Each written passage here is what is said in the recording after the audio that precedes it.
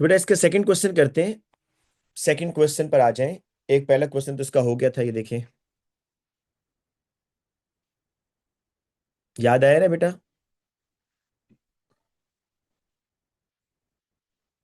Second question ये है जी। जरा ध्यान से इसको पढ़ते हैं और फिर इसको सॉल्व करते हैं बेटा। इसमें ये कह रहा है कि this question is about an experiment to investigate the effect of temperature on the equilibrium constant K1। आप लोगों को बेटा ये बात पता है कि जो इक्विलिब्रियम कांस्टेंट होता है, अगर आपको याद हो एएस में आपको वो ये क्वेश्चन दिया करता था कि which factor can change the value of Kc। याद है? उसमें वो ऑप्शन देता था कंसंट्रेशन का, प्रेशर का, टेम्परेचर का, कैटलिस्ट का। तो आपको ये बात बेटा वहां भी याद करवाई गई होगी कि only temperature can change the value of Kc। सिर्फ टेम्परेचर चेंज करेगा भाई Kc की वैल्यू। ठीक है? ठीक है बेटा। बेटा ये तो मैंने काफी देर से बताया हुआ कि हम हर फ्राइडे को पेपर 5 करते हैं, सुनाया ये तो मतलब काफी देर से हम कर रहे हैं। तो बेटा उसमें टेम्परेचर Kc की वैल्यू को चेंज करता था, राइट? तो यहां पर भी वो यही बात अभी देखें, कह रहा है कि आपने एक जो है ना एक्सपेरिमेंट करना है और उसमें ये इन्वेस्टिगेट करना है क्या, कि effect of temperature on equilibrium constant K1 for this reaction. ये बेटा आपके पास आयरन 3 है, ये SCN-1, इसको वो क्या कह रहा है, थायोसायानेट। और ये जब कंबाइन होगा, देखो आयरन 3 है, आयरन के ऊपर 3 प्लस चार्ज है, SCN के ऊपर -1। तो ये चार्जेस इनको कैलकुलेट करने, +3 - 1 तो +2 चार्ज आ रहा है। और ये रेड कलर का आपको मिलेगा। ठीक है?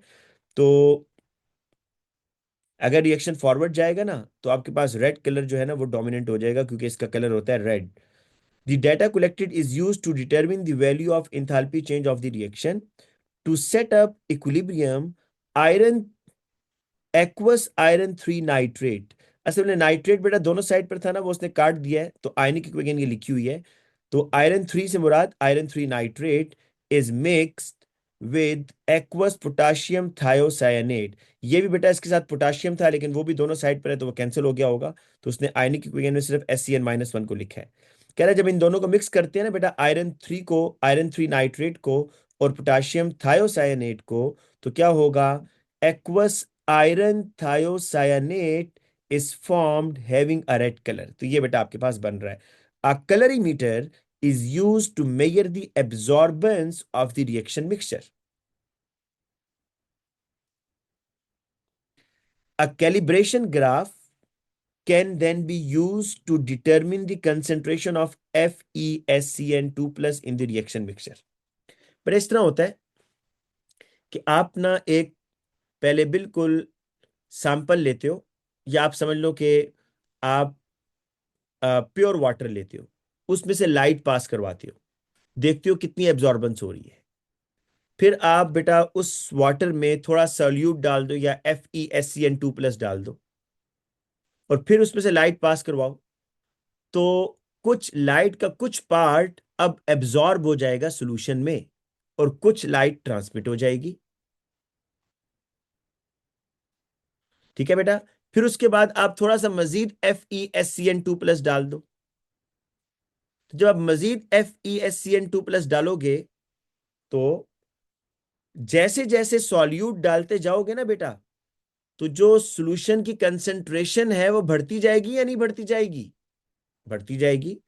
और जैसे जैसे सॉल्यूशन की कंसंट्रेशन बढ़ती जाती है, सॉल्यूशन के अंदर लाइट को एब्जॉर्ब करने की जो एबिलिटी है वो बढ़ती जाती है। ये बता रहा हूं मैं। ठीक है? मैं ये कह रहा हूं बेटा, आपके पास एक सॉल्यूशन है, प्योर वाटर है, पहले प्योर वाटर, उसमें से लाइट पास करवाओ, तो हम एज्यूम करते हैं 95% लाइट पास हो जाएगी, 5% थोड़ी बहुत एब्जॉर्ब हो जाएगी। लेकिन उसी, बेटा आप लोग थोड़े से अगर मैसेज अभी थोड़ा बंद कर दें, पहले मुझे क्लास तो स्टार्ट करने दे बेटा। ठीक है? बेटा आपने प्योर वाटर लेना है, प्योर वाटर, और उस प्योर वाटर के अंदर से आप पहले व्हाइट लाइट पास करवाएं। तो मैं ये कह रहा हूं मैक्सिमम लाइट जो है ना उसमें से पास कर जाएगी।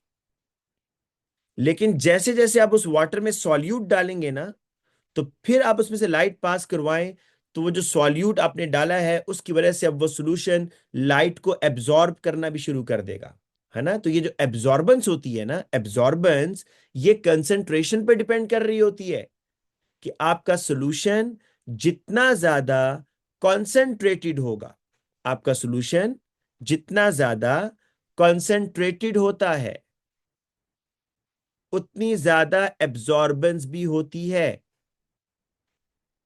ठीक है बेटा। तो यहां पर देखो, कह रहा है कि a calorimeter is used to measure the absorbance of the reaction mixture, a calibration graph can then be used to determine the concentration. मतलब आपके पास ना, आप इस तरह समझ लो, 5-6 तरह के ये सॉल्यूशन है भाई, FeSCN2 प्लस आयरन थायोसायानेट, जिनका रेड कलर है।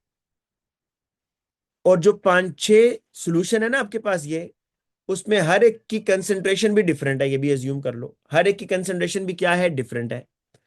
आप इस तरह करते हो बच्चों कि हर एक में से लाइट पास करवाओगे, डिफरेंट कंसंट्रेशन के सॉल्यूशन है, तो क्या हर एक जैसी लाइट एब्जॉर्ब करेगा? नहीं करेगा भाई। हर कंसंट्रेशन का सॉल्यूशन डिफरेंट लाइट को एब्जॉर्ब करेगा। ठीक है, चलिए अभी जरा टेबल पर आते हैं। कह रहा है सॉल्यूशन ए, उसमें SCN-1, उसकी कंसंट्रेशन क्या है भाई? 0.00920।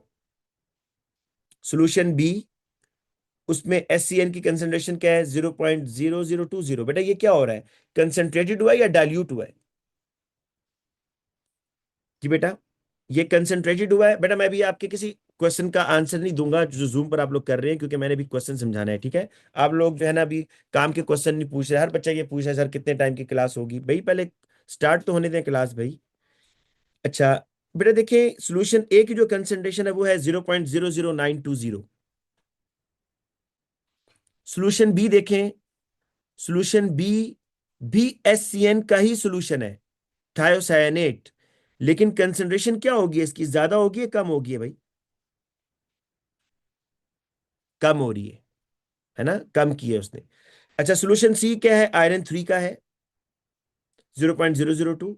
और सोल्यूशन डी बेटा आयरन 3 का कंसंट्रेटेड सोल्यूशन है और ये भी कम हो रही है। ठीक है। अच्छा ये अभी तक हमें उसने कुछ नहीं बताया कि क्या फाइंड आउट करना है, लेकिन हम खुद वैल्यू से ये देख रहे हैं कि सोल्यूशन ए आपका कंसंट्रेटेड सोल्यूशन है, सोल्यूशन बी आपका डाइल्यूट सोल्यूशन है, दोनों SCN के। इसी तरीके से बेटा सोल्यूशन डी आपका कंसंट्रेटेड है और सोल्यूशन सी आपका डाइल्यूट है। कह रहा है describe how you would prepare 100 cubic centimetre of solution B from solution A. वो कह रहा है भाई आपने सोल्यूशन बी बनाना है फ्रॉम सोल्यूशन ए, आपने बी सोल्यूशन बनाना है। सोल्यूशन बी किससे बनाना है? सोल्यूशन ए से बनाना है। सोल्यूशन ए इज कंसेंट्रेटेड, ये मान रहे हो ना, solution A is concentrated, solution B is dilute. तो आपको एक कंसेंट्रेटेड सोल्यूशन के अंदर बच्चों डाइल्यूशन करनी है। इसके लिए अब मुझे बताएं कि इसके लिए क्या फॉर्मूला होगा भाई, इसके लिए क्या फॉर्मूला होगा बच्चों?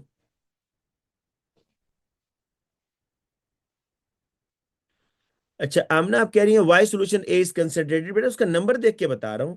सोल्यूशन ए की कंसेंट्रेशन है 0.009, सोल्यूशन बी की है 0.002, तो वहां से मुझे पता चल रहा है कि एक डाइल्यूटेड है।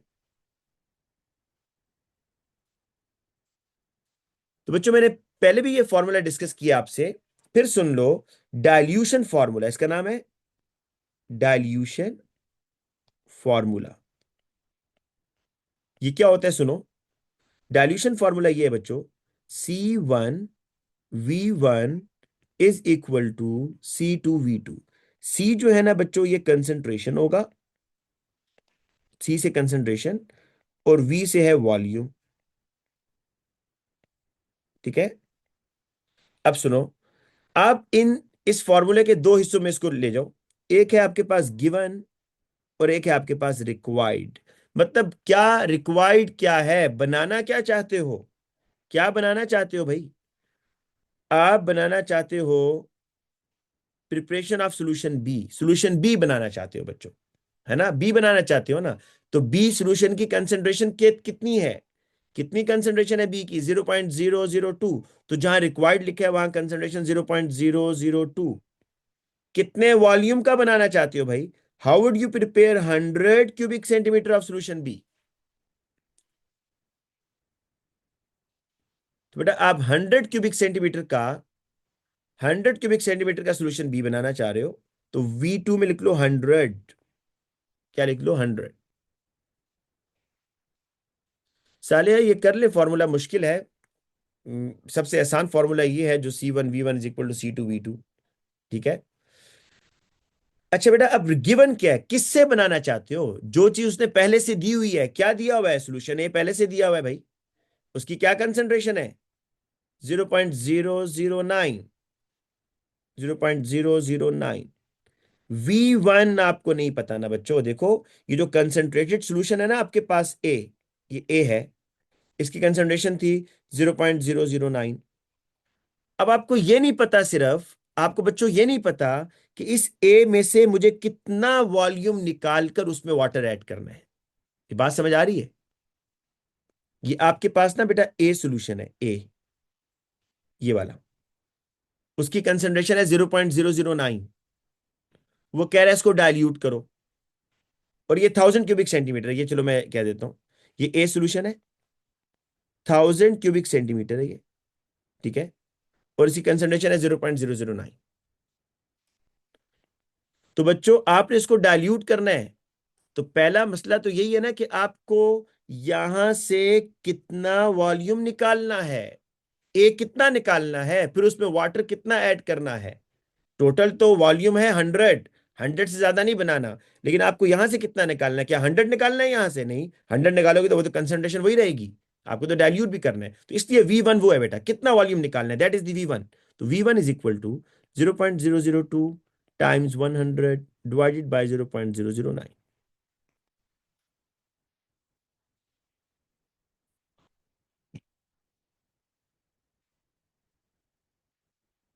हमारा बेटा 1 मिनट अभी, मैं पहले इसको थोड़ा सॉल्व कर लूं, फिर मैं क्वेश्चन लेता हूँ। थोड़ा सा वेट करें।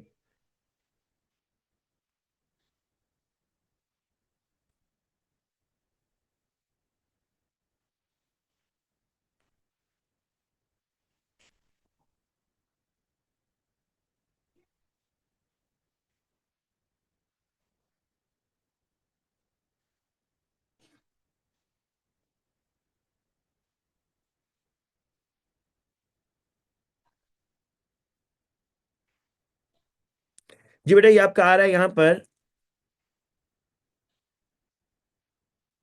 हसन, ये आपका 21.7 कैसे आ रहा है बेटा? कैलकुलेट किया है?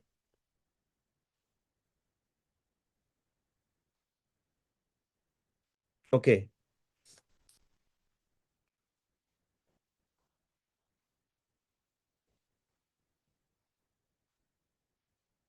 चाहिए 920 है ना भाई?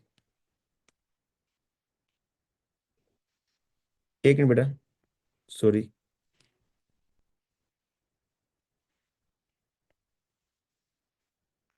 0.002 टाइम्स 100 डिवाइडेड बाय 0.00920। जी बेटा, ये आ रहा है 21.74। ठीक है। 21.74 क्यूबिक सेंटीमीटर। तो बेटा आपने यहां से 21.74, अब सुनो जरा कर रहा क्या है। आपने यहां से 21.74 क्यूबिक सेंटीमीटर निकालना है। 21.74 क्यूबिक सेंटीमीटर आप यहां से, अब कैसे निकालोगे इतना एक्यूरेट वॉल्यूम? फिर इतना एक्यूरेट वॉल्यूम यहां से आप निकालना है, तो आप ब्यूरेट को यूज कर लो भाई। किसको यूज कर लो? ब्यूरेट को। ठीक है। आप ब्यूरेट यूज करोगे।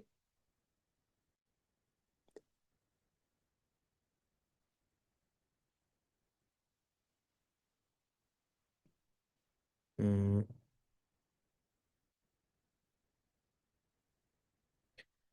अच्छा बेटा, ब्यूरेट यूज करोगे आप, और इतना वॉल्यूम यहां से ट्रांसफर करने के बाद उसको आपने किस में डालना है बेटा? अब सॉल्यूशन बनाने के लिए कौन सा अपरेटस यूज होता है? Volumetric flask.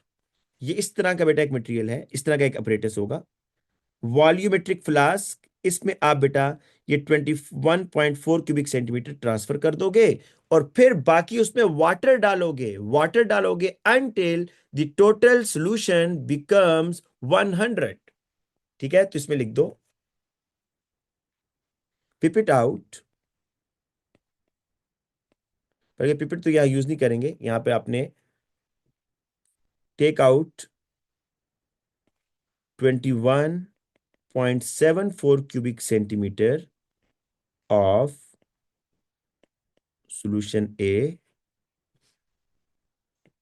use burette to transfer this solution into volumetric flask and then add distilled water until the total solution becomes 100 cubic centimetre. ठीक है, ये बेटा आपने सारा काम करना है। 3 मार्क्स हैं, ये हम पहले भी कर चुके हैं, तो इस तरह के क्वेश्चंस अब आपने भूलने नहीं है बेटा। नेक्स्ट देखो, before starting the experiment the solution B and solution D, बेटा ये एक दफा देख लेते हैं। बी है आपका SCN और डी है आपका आयरन 3। बी है SCN और डी है आपका आयरन 3। आयरन 3 की कंसंट्रेशन कितनी है? 0.5 मोल पर क्यूबिक डेसीमीटर। और SCN-1 की कितनी है? 0.002। ये वही है जो भी बनाया है। ठीक है, अच्छा इनकी बेटा इक्वेशन भी लिख लेते हैं ना, ताकि आपको फिर बार बार हमें ऊपर ना जाना पड़े। इक्वेशन इनकी इस तरह है भाई कि ये आयरन 2 है plus SCN-1, it gives FeSCN, iron 3 है सॉरी, तो FeSCN2 प्लस। ये बेटा कह रहा है before starting the experiment the solution B and solution D are used to produce a calibration graph. Calibration graph किस लिए होता है? ताकि आप उससे कंसंट्रेशन को फाइंड आउट कर सकें, उसने ऊपर बताया भी हुआ है। Non volume of each solution, ठीक है, आर एडिड टुगेदर, बिल्कुल ठीक हो गया। दोनों को मिक्स करेंगे तो ये बन जाएगा भाई, दोनों को मिक्स करेंगे तो FeSCN रेड कलर का बन जाएगा, dark red colour. And absorbance of for each mixture is recorded. ठीक है, the calibration graph is shown in figure 2.1। ये देखो बच्चों, ये FeSCN2 प्लस, ये उसकी कंसंट्रेशन है, स्क्वायर ब्रैकेट्स कंसंट्रेशन को बता रहा है। ठीक है, यहां कंसंट्रेशन कितनी है देखो, 2 × 10⁻⁵, 4 × 10⁻⁵, 6 × 10⁻⁵, 8 × 10⁻⁵। तो ये कंसंट्रेशन बढ़ रही है नहीं बढ़ रही बेटा? जब आप इस साइड पे जा रहे हो कंसंट्रेशन बढ़ रही है।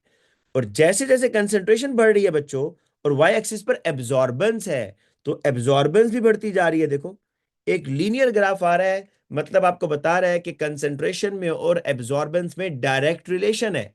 एब्जॉर्बेंस जो है बच्चों वो डिपेंड कर रही है किस पर? आपके कंसंट्रेशन पर। जितनी कंसंट्रेशन बढ़ती जा रही है उतनी ज्यादा एब्जॉर्बेंस बढ़ती जा रही है। ठीक है ना, ये ग्राफ आपको ये बता रहा है यहां पर। कह रहा है जी the concentration of solution D is much much greater. ठीक है, देखो वैसे तो इनमें मोलर रेशो क्या है बेटा? आयरन 3 और SCN-1 में मोलर रेशो क्या है? 1:1।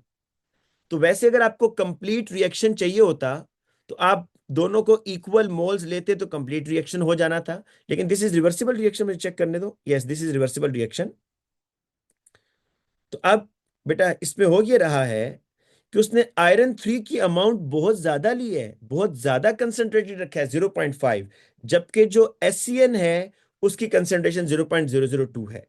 तो वो कह रहा है कि the concentration of solution D is much greater than the concentration of solution be in order that solution D is in access. कह रहा है सॉल्यूशन डी की कंसंट्रेशन को हमने ज्यादा इसलिए लिया है ताकि वो एक्सेस में रहे। Suggest a reason why solution D is in excess. जी बच्चों, इसका क्या आंसर होगा कि सॉल्यूशन डी आपका एक्सेस में क्यों है? ये सोचो जरा।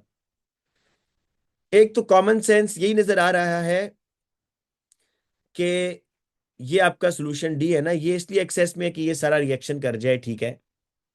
लेकिन आगे भी चले ना, ये this is not the answer. Equilibrium right side पे जाए। अच्छा, फिर क्या होगा बेटा? इक्विलिब्रियम राइट साइड पे जाएगा तो, ठीक है, इक्विलिब्रियम राइट साइड पे जाएगा तो क्या होगा? आपके पास कॉम्प्लेक्स ज्यादा बनेगा। देखो, इसको अगर ऐसे सोचो कि ये जो एब्जॉर्बेंस है, एब्जॉर्बेंस कौन कर रहा है ये बताओ? FeSCN2+ जो प्रोडक्ट बन रहा है ना वो, है ना, जो प्रोडक्ट बन रहा है उसकी वजह से एब्जॉर्बेंस हो रही है ना। अच्छा, दूसरी बात बेटा ये देखो कि सॉल्यूशन डी आप इसलिए एक्सेस में ले रहे हो ताकि आप ये इंश्योर कर लो कि रिएक्शन जो है ना वो कंप्लीशन की तरफ जा रहा है। कंप्लीशन इस सेंस में, इस सेंस में कि SCN सारे का सारा यूज होगा, इस सेंस में। देखो, वैसे रिवर्सिबल रिएक्शन है, बैकवर्ड भी आ रहा होता है ना, लेकिन आपने आयरन 3 इतना ज्यादा ले लिया है कि आपको अब ये श्योर हो गया है कि SCN-1 सारे का सारा यूज हो जाएगा, क्योंकि आपने आयरन 3 की कंसेंट्रेशन बहुत ज्यादा ली है भाई, डबल से भी ज्यादा ली है उसके। तो बेटा आपने एक तो, मैं पहले आपको समझा रहा हूं, आंसर आपको बताऊंगा, वन लाइन आंसर है, लेकिन पहले कॉन्सेप्ट समझ लो कि आयरन 3 की कंसेंट्रेशन ज्यादा लेने की ये रीजन है ताकि आप ये इंश्योर करें कि रिएक्शन गोज टू कंप्लीशन, पहली बात। अच्छा, फिर क्या होगा? उससे फायदा ये होगा बेटा कि जो कंसेंट्रेशन ऑफ प्रोडक्ट है ना, ये जो FeSCN2+ की कंसेंट्रेशन है, देखो एक चीज एक्सेस में है, आयरन 3 एक्सेस में है ना, तो ये फिर लिमिटिंग रिएक्टेंट हुआ या नहीं हुआ? SCN-1, this is the limiting reactant. तो पहली चीज मैं आपको कह रहा हूं कि आयरन 3 इतना एक्सेस में लिया कि आपने ये मेक श्योर कर लिया कि रिएक्शन कंप्लीट हो गया। तो अब जब रिएक्शन कंप्लीट हुआ, तो अब आपने ये देखना है ना कि ये जो FeSCN2+ है इसकी जो कंसेंट्रेशन है वो कितनी है। तो इस प्रोडक्ट की कंसेंट्रेशन किस पे डिपेंड कर रही है भाई? इस लिमिटिंग रिएक्टेंट की कंसेंट्रेशन पे डिपेंड कर रही है। तो अगर आपने सारे का सारा SCN-1 कंज्यूम कर लिया है, सारे का सारा SCN-1 अगर आपने कंज्यूम कर लिया है, तो क्या आप इस आयरन थायोसायनेट की कंसेंट्रेशन नहीं फाइंड आउट कर सकेंगे? कर सकेंगे। देखो, अगर मैं ये एक्सेस में ना लेता, आयरन 3 बहुत एक्सेस में ना लेता, तो क्या ये चांसेस थे कि SCN-1 सारे का सारा यूज ना होता? बिल्कुल थे। कुछ अनरिएक्टेड रह सकता था ना। तो फिर मुझे FeSCN की कंसेंट्रेशन कैसे पता चलती? आप कहेंगे वो क्यों पता करनी है? वो इसलिए पता करनी है भाई, एब्जॉर्बेंस उसी को तो निकालनी है। तो मुझे अगर FeSCN2+ आयरन थायोसायनेट की कंसेंट्रेशन को पता करना है, तो मुझे पहले यह मेक श्योर करना है ना कि दोनों रिएक्टेंट में से एक रिएक्टेंट तो 100% यूज हो। तो बेटा अब ये आयरन 3 को ज्यादा लेने की रीजन, ताकि आपका SCN-1 थायोसायनेट सारा यूज होगा। तो जो थायोसायनेट की कंसेंट्रेशन होगी वही आयरन थायोसायनेट की कंसेंट्रेशन होगी। अब बताओ बेटा, ये बात अब आपको कोई सेंस यहां पर बन रहा है कि क्यों आपने, अब मैं इसका आंसर लिखता हूं तो आप मुझे बताना कि बेटा इसका आपको ये कोई बात समझ आई है या नहीं। सो दैट, कह रहा है क्यों एक्सेस में है, so that concentration of FeSCN2+ is known.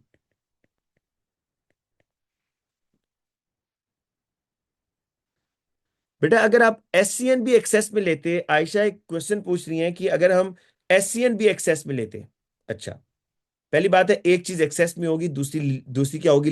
Limiting reactant होगी ना, है ना, दोनों में से एक को एक्सेस में ले सकते हो। लेकिन अगर मैं कहता हूं जी इक्वल लेते दोनों को, एक्सेस में नहीं इक्वल, तो ये तो रिवर्सिबल रिएक्शन है भाई।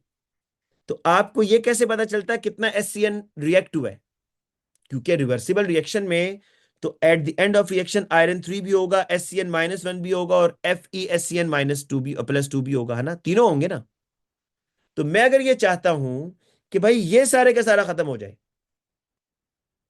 मैं अगर ये चाहता हूं कि SCN सारे का सारा क्यों खत्म करना चाहता हूं, इसलिए क्योंकि मुझे SCN-1 की कंसेंट्रेशन पता है। तो अगर मैं इसको सारा खत्म करूंगा तो ये अंडरस्टूड है ना कि फिर रिएक्शन फॉरवर्ड जा रहा है। तो मुझे फिर FeSCN2+ की कंसंट्रेशन भी पता चल जाएगी बाय रेशो मेथड, है ना बेटा, बाय रेशो मेथड। ठीक है बेटा, जो चीज एक्सपेंसिव होती है उसको एक्सेस में नहीं लिया जाता मिशाल। जो चीज थोड़ी सी एक्सपेंसिव नहीं है, चीप है, उसको आप एक्सेस में लेते हैं। लेकिन अगर आप इसका वाइस वर्सा कहते तो फिर भी हो जाना था बेटा। मिशाल जो आप पूछ रही हैं कि अगर हम SCN-1 को एक्सेस में लेते ताकि आयरन 3 सारे के सारे यूज हो जाए, तो फिर भी वही बात थी, आपको FeSCN2+ की कंसेंट्रेशन पता चल जानी थी। ठीक है बेटा, उम्मीद है समझ आ गया होगा। अच्छा बेटा अब देखो, सर अगर SCN एक्सेस में होते थे मैंने बता दिया। अच्छा अब बेटा देखें, the following experimental procedure is use. अब जरा गौर से सुनने की बात है, कह रहा है half fill a large beaker, मतलब इस तरह करोगे आप लोग, ये एक आपने हाफ फिल बीकर लिया है, वाटर है इसमें, at room temperature 25 degree, transfer about 40 cubic centimeter of solution B into boiling tube and place the boiling tube in the, हाँ कह रहे हैं इसके अंदर आपने एक बॉइलिंग ट्यूब रख दिया ऐसे करके, और इसके अंदर बेटा 40 क्यूबिक सेंटीमीटर आपने क्या रखा हुआ है, सोल्यूशन बी। ठीक है, सोल्यूशन बी क्या था याद रखिएगा, SCN, बेटा ये SCN है इसमें, ठीक है ना। अच्छा कह रहा है कि transfer 5 cubic centimetre of solution C into a test tube and place the test tube in the beaker of water। 5 cubic centimetre आपने सोल्यूशन सी लिया और उसको भी टेस्ट ट्यूब में रखा भाई इधर।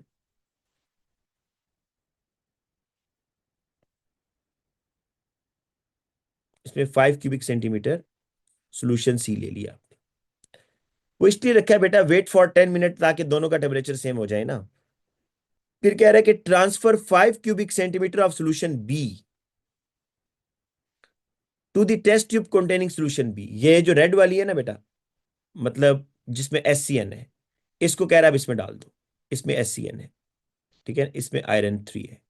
तो अब आपने क्या किया कि सोल्यूशन बी को सोल्यूशन सी में डाला, लेकिन 5 क्यूबिक सेंटीमीटर, जो बी था ना बेटा, बी उसमें 40 क्यूबिक सेंटीमीटर था ना टोटल SCN-1, तो इस 40 में से कह रहा है 5 क्यूबिक सेंटीमीटर, आप जो पर्पल कलर वाली टेस्ट ट्यूब है जिसमें 5 क्यूबिक सेंटीमीटर SCN आयरन 3 पड़ा हुआ था, सोल्यूशन सी देख लेते हैं ना, सोल्यूशन सी बेटा यही था ना, आयरन 3 0.002, तो उसमें आपने डाल दिया। फिर क्या होगा भाई, stir the mixture, record the temperature of the mixture, measure the absorbance of the reaction in the test tube using the colorimeter. जाहिर बात है बेटा, इनका रिएक्शन होगा तो आयरन थायोसाइनेट बनेगा ना, जो अभी तक हम करते आ रहे हैं। देखो ये आयरन 3 है और ये SCN-1 है, इनका रिएक्शन होगा तो FeSCN2+ बनेगा। बेटा ये रेड कलर का है तो जाहिर बात है एक सोल्यूशन बन रहा है, इसके अब आपने क्या चेक करना है, एब्जॉर्बेंस बेसिकली चेक करनी है कंसेंट्रेशन की बेस पर। कह रहा है measure the absorbance of the mixture in the test tube using the colorimeter, change the temperature of the water in the beaker and repeat the steps 3 to 6 for different temperature। अच्छा ये जो experiment है ये 25 degree पर किया है। कह रहा है आप इन्हीं एक्सपेरिमेंट को बच्चों रिपीट करेंगे, ठीक है, कभी 35 पर करें, फिर 45 पर करें, फिर 55 पर करें, और आपने बस ये स्टेप्स रिपीट करने हैं 3 to 6, यही काम करना है। जो बेटा क्या किया हमने, एक बीकर लिया, उस बीकर को हमने हाफ फिल किया वाटर के साथ, उसमें एक टेस्ट ट्यूब डाली जिसमें हमने SCN का सोल्यूशन डाला 40 क्यूबिक सेंटीमीटर, और दूसरी टेस्ट ट्यूब थी आयरन 3 की जिसमें 5 क्यूबिक सेंटीमीटर आयरन था। दोनों टेस्ट ट्यूब को फिलहाल आपने मिक्स नहीं किया बल्कि वाटर में रख दिया है, 10 मिनट तक उसको रखा रहा ताकि वो दोनों का कांस्टेंट टेम्परेचर हो। फिर आपने क्या किया, वो जो रेड कलर की टेस्ट ट्यूब है जिसमें SCN है, उसका 5 क्यूबिक सेंटीमीटर आपने पर्पल कलर वाली टेस्ट ट्यूब में जिसमें आयरन 3 है वो डाल दिया, और फिर उसको स्टिर किया, तो आपके पास रिएक्शन होगा, ये FeSCN2+ आयरन थायोसाइनेट बनेगा जिसका रेड कलर है। अब आप बेटा इसकी एब्जॉर्बेंस चेक करेंगे। पहला वो ये कह रहा है कि आइडेंटिफाई द डिपेंडेंट वेरिएबल। ये जो ग्राफ है आपको पता है, जो इनडिपेंडेंट होता है वो X एक्सिस पर होता है, जो डिपेंडेंट होता है वो Y एक्सिस पर होता है, और आपको ये पता भी चल रहा है कि एब्जॉर्बेंस बढ़ती जा रही है जैसे जैसे बच्चों कंसंट्रेशन बढ़ती जा रही है।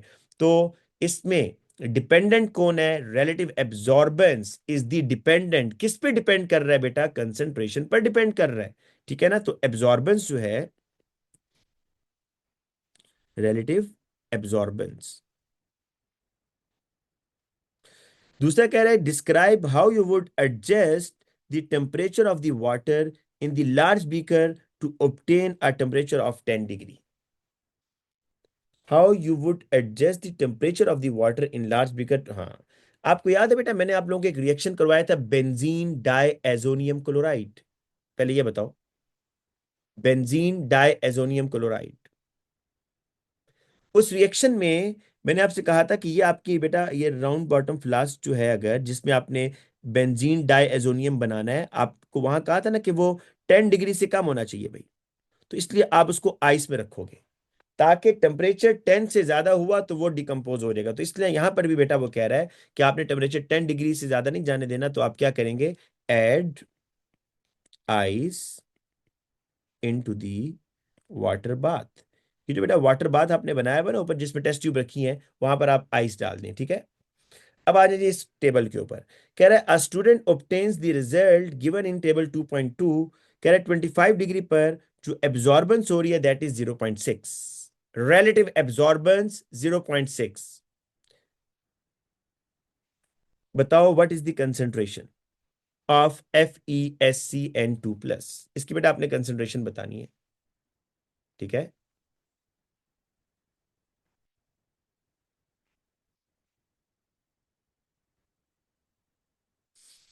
हम ग्राफ पे चलते हैं बेटा।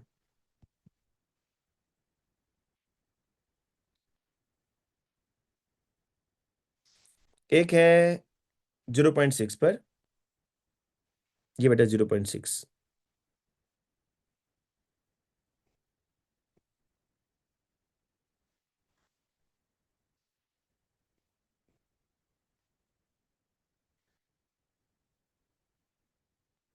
ये आ रही है बेटा।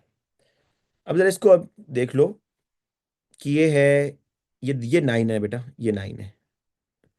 ये आएगा आपके पास 8.2, 8.4, 8.6, 8.8 और ये 9। 8.8 और 9 के दरमियान, मतलब 8.9 टाइम्स 10⁻⁻5, है ना। 8.9 टाइम्स 10⁻⁻5, ये आ रही है भाई। और फिर 4.2 पर क्या आ रही है बेटा, चेक कर लो 4.2 पर। नहीं, 0.42, 0.42 पर, 4.2 नहीं, 0.42। ये बेटा आपका है 0.5, तो ये हो गया 0.42, यही हो गया।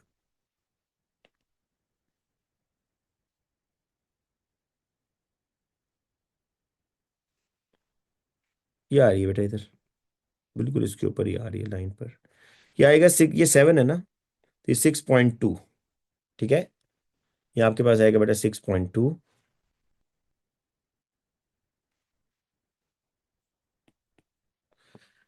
अब बेटा क्या कह रहा है कि the value of equilibrium constant K1 can be determined using the equation 1। तो आपने ये इक्वेशन यूज करनी है। इसमें x क्या चीज है भाई, कह रहा है कि x is the value of concentration in mole per cubic decimetre. और आप k की वैल्यू निकाले बेटा, निकाले, शाबाश, बहुत बहुत आसान है, कोई मुश्किल नहीं है। x की वैल्यू दी हुई है ना, कर लेता हूँ यहाँ पर मैं, 5 डिवाइडेड बाय, फिर सब बच्चे निकालेंगे, शाबाश, ताकि क्रॉस चेक भी हो जाएगा। 0.01 माइनस,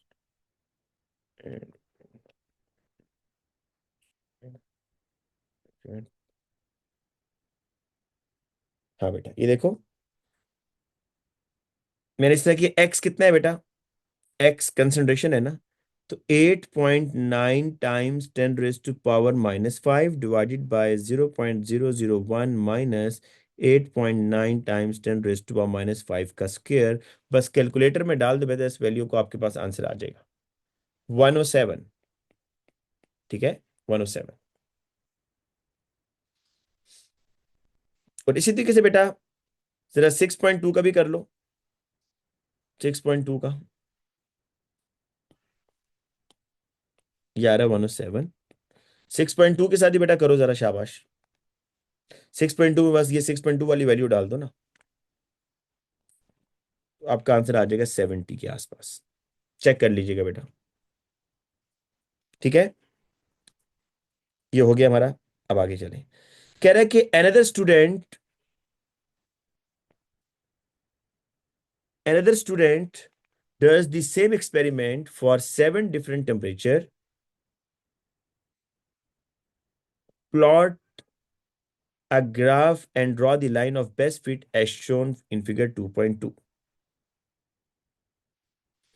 अच्छा बेटा, यहां पर जरा देखें कि ये जो log of K1 है और ये जो इनवर्स ऑफ टेम्परेचर है 1/T, इसमें डायरेक्ट रिलेशन है इसके अंदर भी। ठीक है ना, इसके अंदर बेटा डायरेक्ट रिलेशन है क्योंकि आपके पास एक स्ट्रेट लाइन आ रही है, तो direct relation log of K1 में और 1/T में। और आपके पास ये लाइन ऑफ बेस्ट फिट है, ये आपको एक एनोमली नजर आ रही है यहां पर। कह रहा है theory predicts that the relationship between K1 and T is given by equation 2। ये इक्वेशन 2 बेटा उसने खुद दी हुई है, log of K1 is equal to minus delta H divided by 2.303 R. R general gas constant ही होगा, T temperature plus constant. Delta H is the enthalpy change of the reaction. T is the temperature in Kelvin. Explain why the graph supports the relationship between the K1 and T।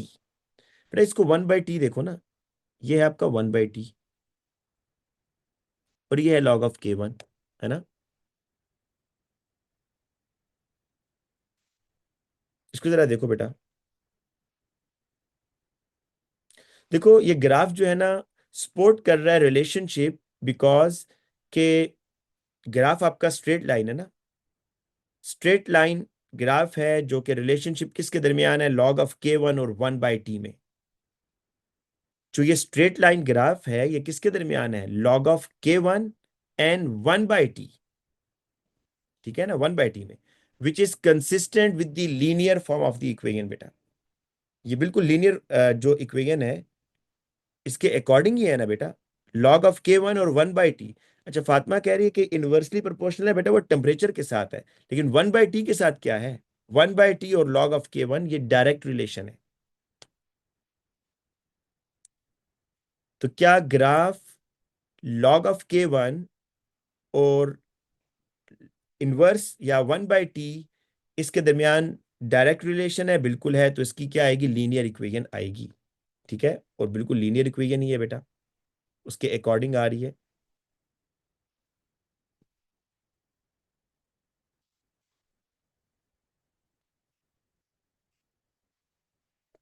अब लिखेंगे बेटा यहां पर, there is a direct relation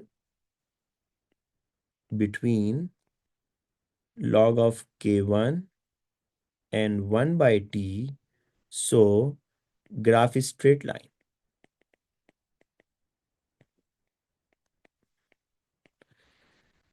फिर कह रहे जी circle the point on the graph in the figure 2.2 that you consider to be the most anomalous। ठीक है, there were no errors in the measurement in the experiment। A student correctly suggests that the anomaly was caused because the absorbance was lower than the expected by the line of best fit suggests why the absorbance was lower। अच्छा बेटा, anomaly तो आपको नजर आ रही है कि जो काफी डेविएट कर रही हो ना। अच्छा, ये नहीं होती एनॉमली, ठीक है, ये एनॉमली नहीं है बेटा। जो काफी जो मोस्ट डेविएशन है वो आपकी एनॉमली है। उसने आपको बता दिया है यहां पर क्वेश्चन में, कह रहा है कि the absorbance was lower than the expected. मतलब इसकी जो एब्जॉर्बेंस है ना बेटा, वो कह रहा है कि ज्यादा होनी चाहिए थी, कम शो कर रहा है। तो मतलब ये कि इसको ऊपर होना चाहिए था ना, यहां कह रहा है यहां होना चाहिए था। तो कह रहे क्या रीजन हो सकती है बेटा, एब्जॉर्बेंस किस पे डिपेंड करती है, सोचो। एब्जॉर्बेंस किस पे डिपेंड करती है, कॉन्सेंट्रेशन पर, कॉन्सेंट्रेशन पर।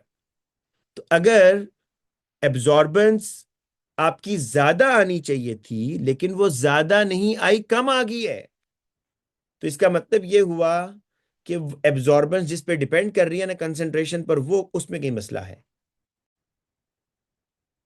आपने डाइल्यूट सोल्यूशन कर दिया है, आपका सोल्यूशन डाइल्यूटेड हो सकता है ना, सोल्यूशन डाइल्यूट। अब देखते हैं जरा कि यहां पर क्या केस है भाई। देखो यहां पर आप अगर इनकी बेटा स्टेप्स पढ़ लो, तो वो कहता था कि आपने जो स्टेप 3 में तो आपने ये सोल्यूशन सी लिया ना, ये बीकर में रख दिया सोल्यूशन सी, ये आयरन 3 है बेटा, ठीक है ना, आयरन 3 सोल्यूशन सी आपका।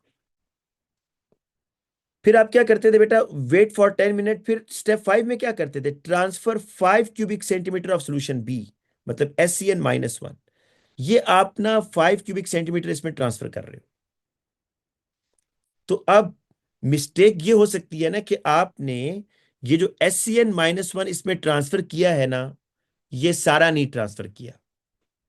जब सारा ट्रांसफर नहीं करोगे, सारे का मतलब 5 क्यूबिक सेंटीमीटर करना था आपने, और आपने कर दिया 4.9 क्यूबिक सेंटीमीटर, 5 पूरा नहीं किया।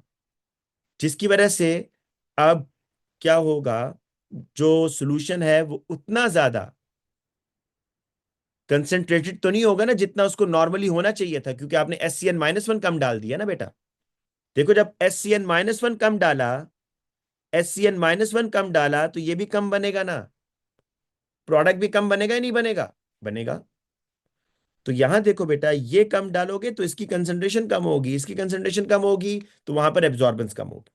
तो इसका मतलब ये हुआ कि आपने सोल्यूशन डाइल्यूट बनाया है। डाइल्यूट कैसे बना होगा, कि आपने सारा जो है ना वो ट्रांसफर नहीं किया। Not all the solution B was transferred into the iron 3 solution. एक तो बेटा आपका पॉइंट मार्क होगा उसका, जो आपने मार्क करना है एनामेलस पॉइंट का, you didn't transfer all the solution B into, solution B ही था ना भाई, हम बार बार, हाँ, solution B into 5 cubic centimetre of iron 3 solution. ठीक है, आपने सारा ट्रांसफर नहीं किया, इसलिए सॉल्यूशन आपका क्या हो गया है, डाइल्यूट हो गया है, और वो कम एब्जॉर्बेंस शो कर रहा है। अच्छा, फिर कह रहा है कि determine the gradient of the line of best fit, state the coordinates of both points you use in your calculation. These must be selected from the line of best fit. Give the gradient to three significant figure, coordinate 1 and 2। इसको बेटा देख लेते हैं अब।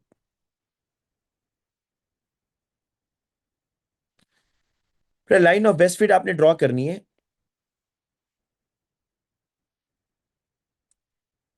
दो points ले लेते हैं हम।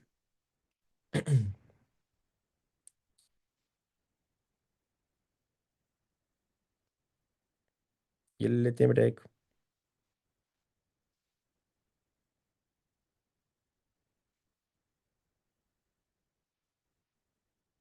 ये ले लेते हैं किधर, थोड़ा सा मोटा कर देता हूँ इसको मैं, ताकि आपको नजर आए, लेकिन उससे एक्यूरेसी कम हो जाएगी। ठीक है,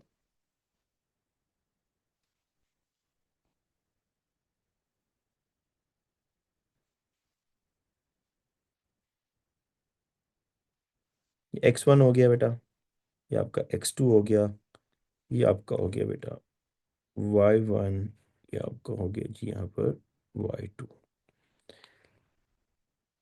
ये आ रहा है आपका X1, कितना आ रहा है, X1 है, X1 है बेटा 0.0029, और X2 है आपका 0.0035। ये याद रखिएगा, Y1 है आपका 1.75, और Y2 है आपका 2.1। ठीक है, 2.1। ये बेटा आपने यहाँ पर कोऑर्डिनेट्स लिख देने, X1 Y1 को लिख दें पहले, 0.0029 और 1.75, देखिए यही है ना, 0.0029 और 1.75, फिर 0.0035 X2, और Y2 क्या है, 2.1। ग्रेडियंट निकाल लें बेटा इसका, राइज ओवर रन,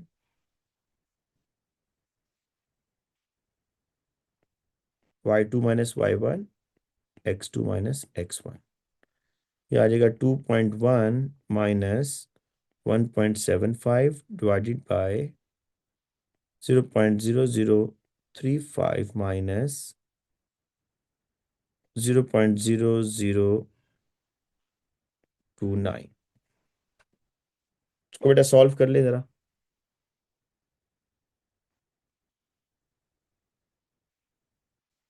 बना लें बेटा, ट्रायंगल बना लें, ये लें, ये लें, ऐसे कर लें, ये लें बेटा, ठीक है, ये किया और ये कर लिया बेटा, ये ले, ठीक है बेटा अमाला।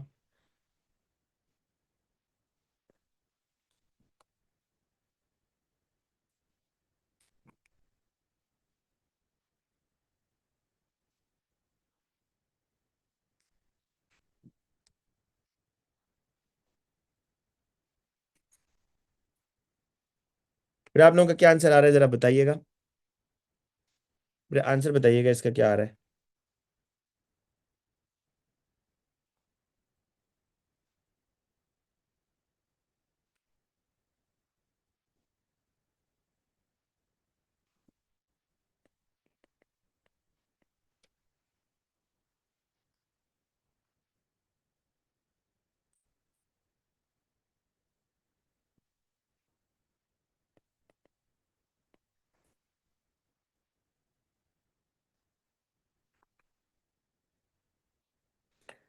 583 आ रहा है बेटा, 583, ठीक है,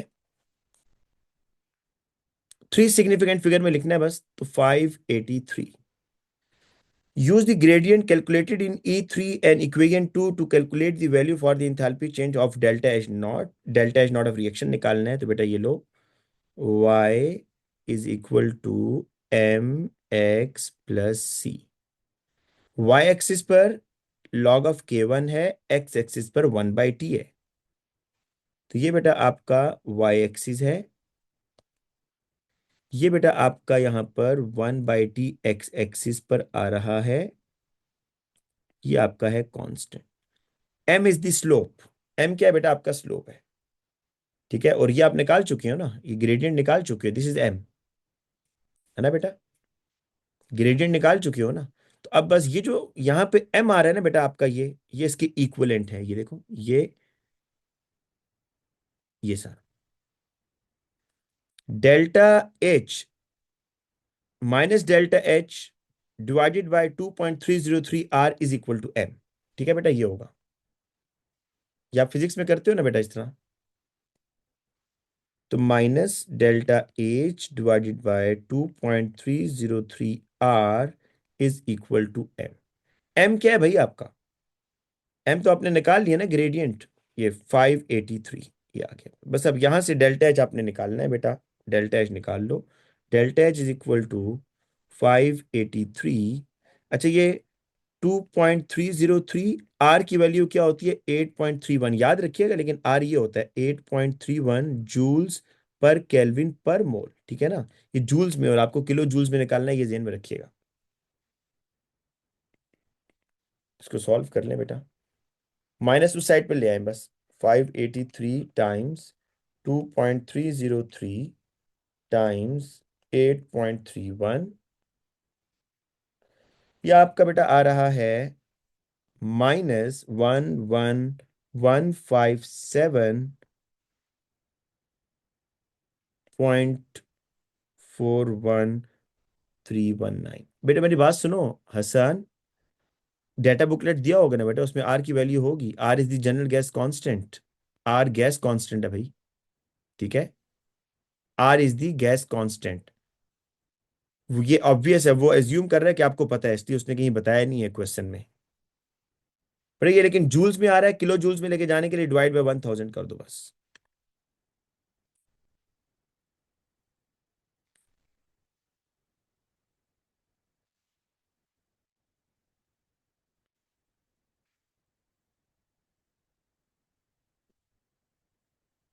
11.2 बेटा, delta H is equal to 11.2, ये आपका आंसर है बेटा, -11.2 किलो जूल्स पर मोल, ठीक है।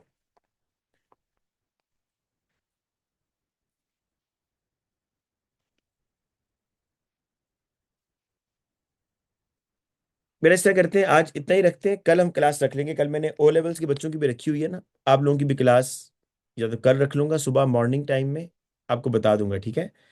तो अभी के लिए एक पेपर बस काफ़ी है। अच्छा मैं आपको ना एक इस तरह करता हूँ, वर्कशीट मैंने आप लोगों को सेंड की हुई है ना, वर्कशीट बेटा आप लोगों ने स्टार्ट की है, जो मैंने ऑर्गेनिक केमिस्ट्री की सेंड की है आप लोगों को, जी स्टूडेंट्स। जी बेटा। अच्छा, इस तरह करते हैं, दो दो वर्कशीट सेंड की थी ना। एक क्लास मैं कोशिश करूंगा ना कि या तो कल लूं या परसों, आपको बताऊंगा ग्रुप में। उसमें मैं कुछ क्वेश्चंस आपको कराऊंगा। लेकिन मंडे को मैं चाह रहा हूं कि मैं पॉलीमर्स पहले करवा दूं। पॉलीमर्स करवा दूं आप लोगों को, ताकि हमारा सिलेबस भी साथ साथ फेब के एंड में मैं चाह रहा हूं हमारी एनालिटिकल, क्योंकि कुछ जो पुराने ग्रुप के बच्चे हैं वो सिर्फ एनालिटिकल केमिस्ट्री का वेट कर रहे हैं ना।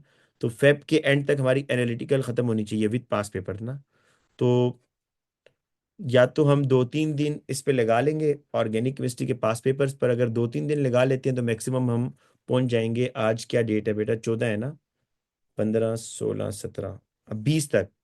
और फिर 10 दिन हमारे पास होंगे फेब के, ताकि रमजान से पहले मैं चाह रहा हूँ वो बच्चे तो कम से कम फ्री हो जाए ना, जो बेचारे अगस्त से मेरे साथ उनने ज्वाइन किया हुआ है। उनका तो कम से कम एनालिटिकल केमिस्ट्री वाला खत्म हो। तो आप लोगों का फिर इंशाल्लाह फिजिकल मार्च में शुरू होगा। ठीक है बच्चों? ठीक है स्टूडेंट्स। आज ये मैं भी आप लोगों को ना अपलोड कर देता हूँ गूगल क्लासरूम पर। अल्लाह हाफिज़ भाई।